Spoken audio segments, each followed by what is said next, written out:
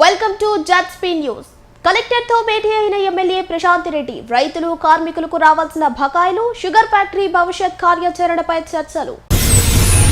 Council సమావేశం నుంచి Vaikapa councillor walkout. వార్డులలో తమకు న్యాయం జరగలేదని ఆవేదన. ముచ్చిరెడ్డిపాలెం కౌన్సిల్ సమావేశం రసాబస.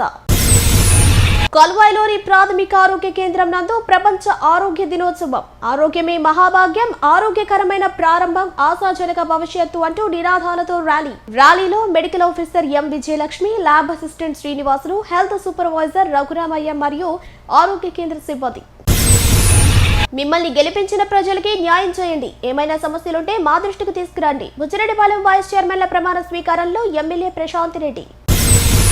వరితెగిస్తున్న వైకాపా కౌన్సిలర్లు, చైర్పర్సన్లకు వేలు చూపించి బెదిరింపులు, దాడి చేసే విధంగా ప్రవర్తన. బడ్జెట్ సమావేశంలో ఆమోదం తెలిపి వార్డుల పంపకాల్లో లొల్లి. ఇలాంటి కౌన్సిలర్లపై చర్యలు తీసుకోవాలని తెదేపా కౌన్సిలర్ల డిమాండ్. పేర్నాటిని విచారించిన పోలీసులు, ఎస్పీ బంగ్లాలో రహస్య విచారణ.